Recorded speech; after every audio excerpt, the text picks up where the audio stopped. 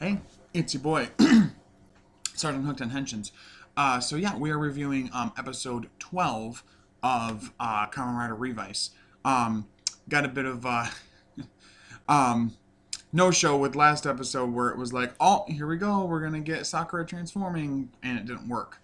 And there's a good story reason for that. That this episode was really good for her, and it honestly kind of gave me a lot of Banjo Ryuga vibes from Build when it took him a little while to like become a rider. You know, like we knew it was coming and the seeds were being planted, but it took a little bit.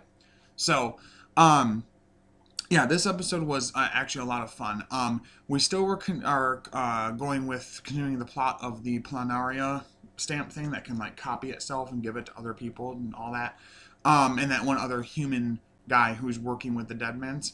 Um, and so they again because they were trying to stop the one from this episode, and they end up taking her again and making her a monster again. And uh, Sakura is like really upset with herself because she wanted to be able to help.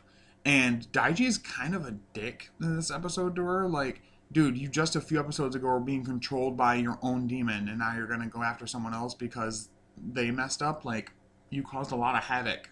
It wasn't your fault, but still. But he basically like blames her. He's like, "Oh well, you shouldn't have got involved. You couldn't even transform, and blah blah blah." And he's just like really rude to her for like no reason. I don't remember him even apologizing, which is really weird. So, anyway, so most of the plot is Sakura kind of having this like self-reflection type of thing where she's thinking about her childhood, how she always wanted to be the strongest, but that deep down she never knew if she really could, and she always thought of herself as weaker or not as great as her brothers. And it's this that you start to build a little bit, so you see behind her a bit of like this purple haze that eventually becomes her demon, which we'll get to that in a little bit. And even Vice recognized it, and like nobody's like listening to him when he's like, "Oh look, there's something behind her," blah blah blah, and nobody's listening to him.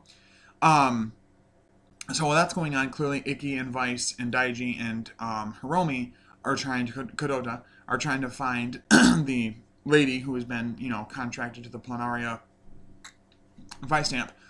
We also find out in this episode when the Planaria Vice stamp makes a copy of itself and you beat that copy, it does actually destroy the copied stamp they have.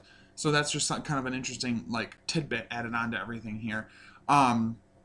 So eventually Sakura realizes that her weakness is her strength, that even though she does feel sometimes weaker than others, that she can turn that around and that she can understand that that was part of her, but that she can still be strong even though parts of her are weak. And it's kind of this really great lesson of like, no matter how weak you are strong in other ways as well. Like, yes, she's not as like ready to jump on the battlefield and as like battle hardened and battle ready as like Daiji and Hiromi, who have actually seen fights now for a little bit, but she still knows how to fight, knowing martial arts and stuff like that, and is able to protect people.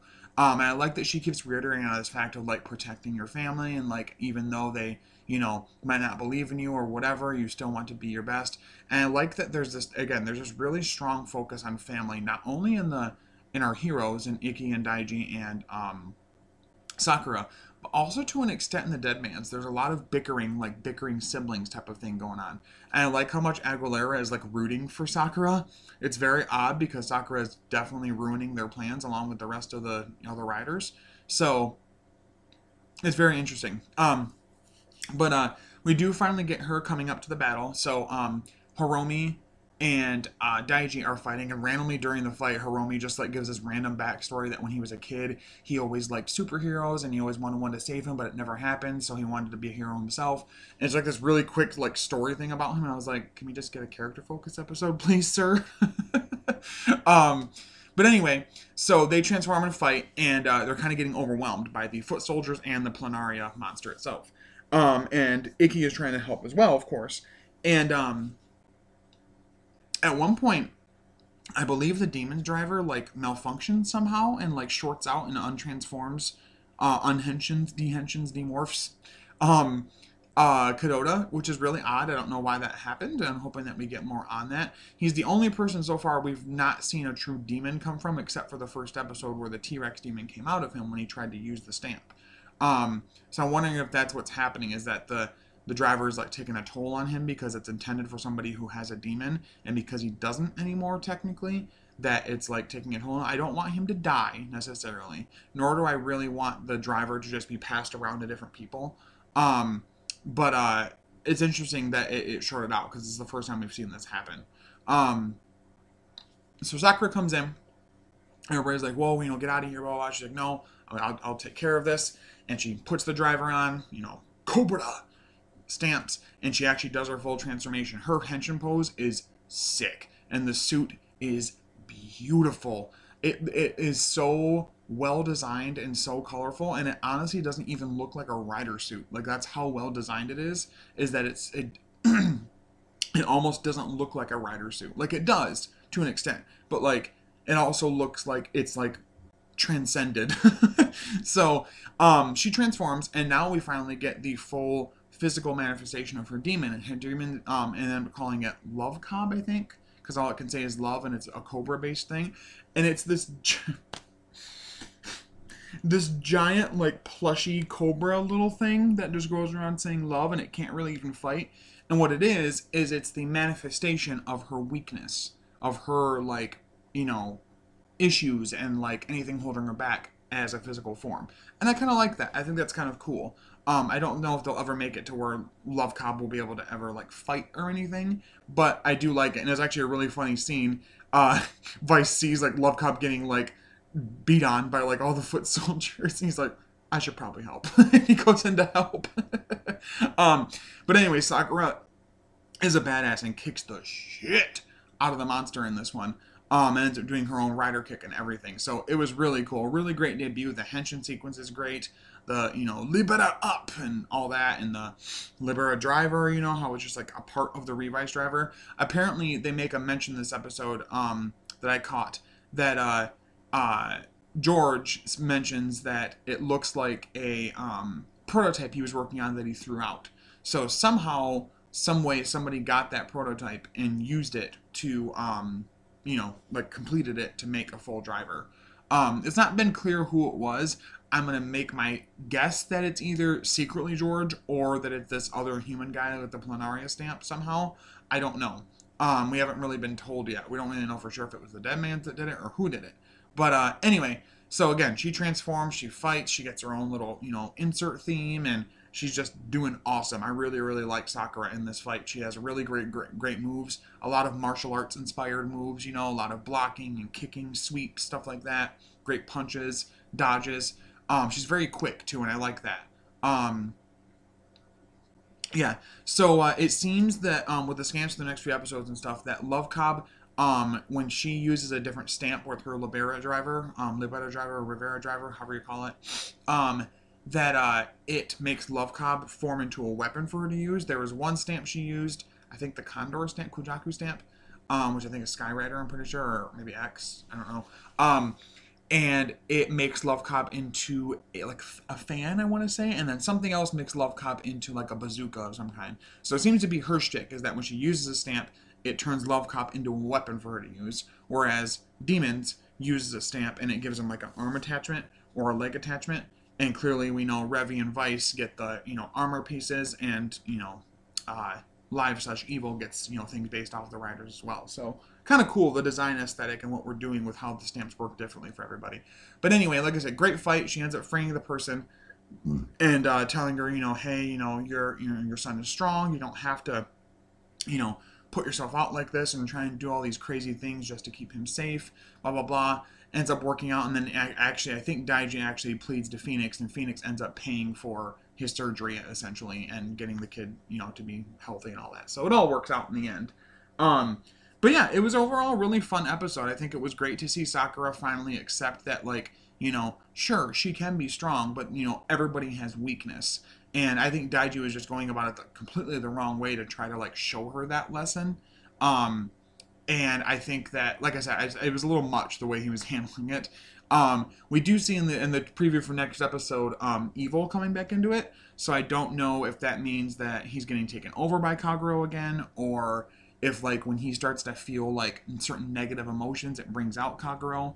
Because we never killed Kagero. We just kind of pushed him away, I guess you could say. So I like him and Kaguro to eventually start to work together and like basically switch on the fly between live and evil depending on the situation. Maybe even mid fight would be kind of cool.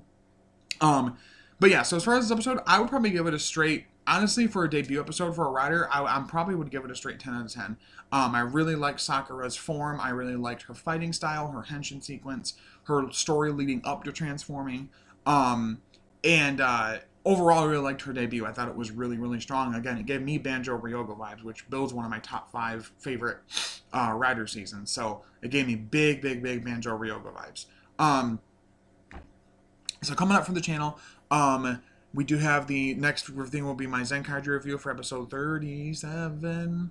And then also I did get my finally my the 2 progress keys, the Dire Wolf and Serval Tiger. So I'll do a Tokuto review for that, showing what they do in both the Shot Riser and the 01 driver, and also the sounds they make on their own, because past the normal like activation noise like Serval Tiger, Dire Wolf, they also like they play like clips from the character, quite a few actually, like voice clips from the character, kind of like how the 02 progress key did that as well, like had like clips from Naruto in it. So yeah, so that's coming up. And then also, my good friend Ballin on Twitter is an amazing individual. Did this thing where he put up a tweet and was like, blah blah blah, Toe Collectibles is doing a Black Friday sale. There's a few things, but hey, first 5 people to comment on this with what they want, maybe I'll get you something. I was like, really? And I knew he'd done this before. I just wasn't sure I'd be lucky enough to get in time to comment something. And so first I commented about the Buried Rex, the little like egg thing, new power up thing for him, which we're getting in next episode already, which is a little quick in my opinion. And he was like, well, that's not for sale yet. I was like, oops. He's like, yeah, a little quick on that. I was like, what about the Zenkai cannon? He's like, sure. And I'm literally getting, like, it'll be here today. So I'll do a Tokuto review on the Zenryoku Zenkai cannon and give him another shout out at that point. So that's kind of the content coming up for the next little bit here.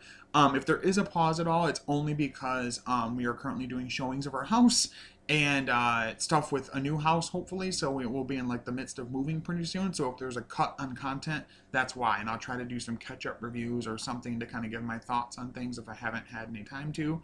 If I don't do that, then I'll do something on Twitter talking about the episodes that I've missed.